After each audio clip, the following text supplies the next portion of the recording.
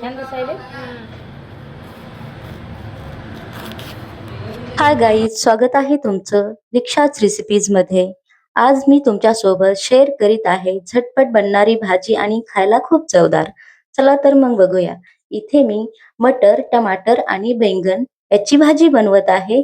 तर इथे मी पाव किलो बैंगन घेतला आहे, 250 ग्राम, 4 ते 5 मीडियम साईजचे टमाटर घेतले आहेत, 2 कांदे घेतले आहेत मीडियम साईजचेच. आणि हे भाज्या मी आधीच धुवून ठेवल्या होत्या मस्त स्वच्छ पाण्याने. बैंगनाचे देठांचे काटे पण आधीच काढून ठेवले होते. तर देठासोबत तुम्ही भाजी बनवता तर जास्त चवदार बनते. कोणी कोणी देठ घेत नाही. तर तुम्ही बघू शकता इथं मी सगळं काही तयार करून घेतलं आहे. आणि हो, एक आलू पण घातला आहे मी. आलू दाखवला नाही, पण नंतर मी एक आलू पण घातला आहे याच्यात. तर मी 3 ते 4 चमचेच्या आकारानं तेल टाकलं आहे. कांदा घातला. आपल्याला कांदा एकदम ब्राऊन कलर होईपर्यंत भाजू द्यायचा आहे. कांदा कच्चा नाही ठेवायचा. कांदा भाजला तर त्याची चव मस्त येते आणि भाजीत पण करकर लागत नाही खायला. तर इथे मी हळद, मीठ घातलं आणि आलूच्या आणि वांग्याच्या फोडी घालून दिल्या. आणि हे आपल्याला बरंच तरी 2 मिनिटं तरी खालीवरी करून घेऊया याचा कलर चेंज होईपर्यंत.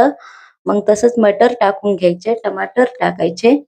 त्याच्यावर मग हळद, मीठ तर आपण आधीच घातले. तर 1 चमचा तिखट घातलं मी, 1 चमचा धनिया पावडर घातलं आणि हे घरी बनवलेली मी लसूणची चटणी आहे ती घातली. तर परत एकदा आपल्याला 5 मिनिटं याला झाकून ठेवायचं आहे.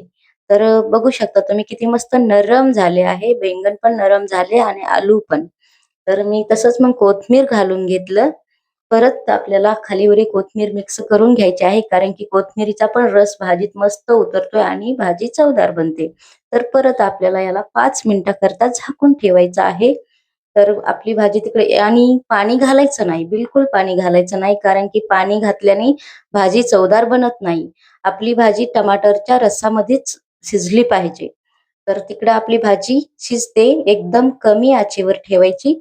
इकडं आपण पोळ्या बनवून घ्यायच्या.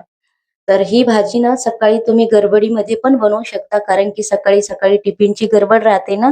तर ही भाजी मस्त खायला पण चवदार आहे, सर्वांना आवडेल आणि घरी पण आपण खाऊ शकतो. तर तुम्ही ही भाजी नक्कीच बनवून बघा आणि कशी वाटली भाजी मला कमेंटमध्ये सांगा. तर भाजी आवडली असेल तर लाईक करा आणि चॅनेलला सबस्क्राईब करा. कशी वाटली तुम्हाला भाजी हे नक्कीच कमेंटमध्ये सांगा. तर माझा डबा पण तयार आहे.